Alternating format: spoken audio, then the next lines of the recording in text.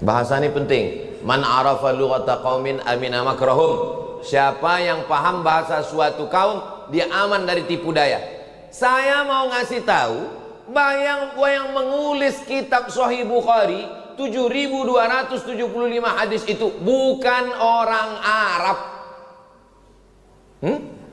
Bukan orang Arab. Apa tafsir yang paling tua?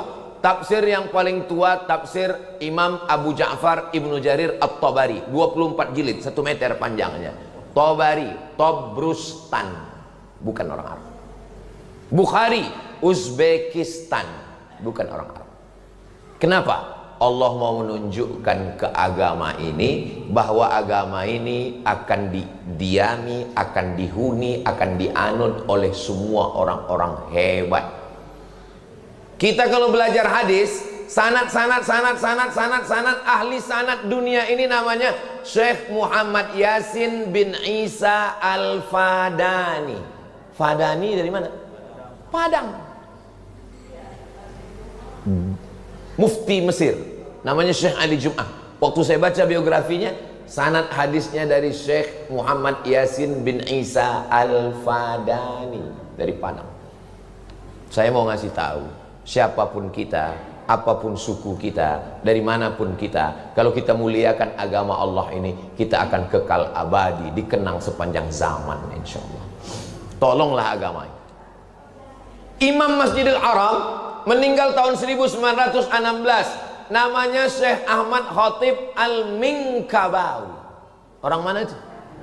Minangkabau. Jadi jangan asal disebut Minangkabau rumah makan Gumarang. Minangkabau rumah makan Minang, rendang. Syekh Ahmad Khatib Al-Minkabawi berperang antara padri dengan adat. Orang padri berpegang ke agama, adat melagayam, berperang dilaga oleh Belanda, Divide et Impera, lari ke Makkah. Sampai di Makkah menghafal Quran, menghafal hadis, menghafal fikih, usul fikih, bahasa Arab. Malang tak dapat ditolak, untung tak dapat diraih. Kalau tuah ada di badan, pasir digenggam menjadi intan. Ahmad Khatib Al-Minkabawi nikah sama anak saudagar kaya, namanya Syekh Soleh Al-Kurdi.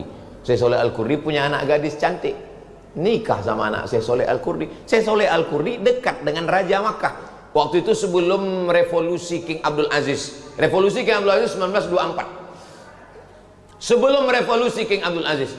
Lalu kemudian Syekh Soleh Al-Kurdi membawa anaknya tadi, menantunya tadi, Syekh Ahmad Khatib, sholat bersama sultan, bersama raja. Yang jadi imam raja. Zaman dulu raja-raja itu bisa jadi imam. Zaman sekarang ada juga yang bisa jadi imam, tapi zuhur aja. Tak berbunyi. Modal Allahu Akbar. Saking groginya, sami Allah pun lain. Sami Allahu Akbar. Majulah Syarif Husain tadi jadi imam. Pas baca ayat, ditakdirkan Allah salah ayatnya. Pas salah ayat, diluruskan oleh Syekh Ahmad Khatib dari belakang. Selesai sholat, Syarif bertanya, siapa yang meluruskan tadi? Ahmad Khatib Al-Minkabawi. Kagum dia dengan ilmunya, diangkat jadi imam Masjidil Haram. Dialah orang Nusantara, orang Pulau Sumatera, orang Indonesia. Waktu itu belum ada Indonesia, karena Indonesia baru ada 30 tahun setelah dia meninggal. Dia meninggal 1916, Indonesia baru ada 1945. Jadi waktu itu kita masih kerajaan-kerajaan. Lalu kemudian dia mengajar di Masjidil Haram. Pulanglah muridnya dari Makkah. Nama muridnya itu Kiai Haji Hadratus Syekh Muhammad Hashim Asy'ari. Pulang ke Jombang, wong Jawa. Itulah yang mendirikan Nahdlatul Ulama. Salah satu muridnya pulang lagi ke Bukit Tinggi. Nama kampungnya Canduang.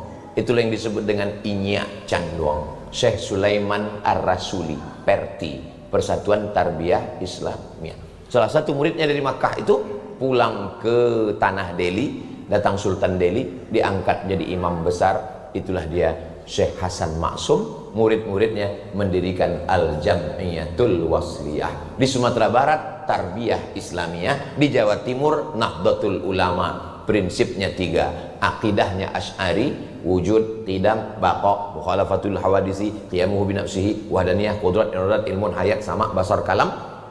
Fikihnya Syafi'i, tasawufnya Imam Al-Ghazali.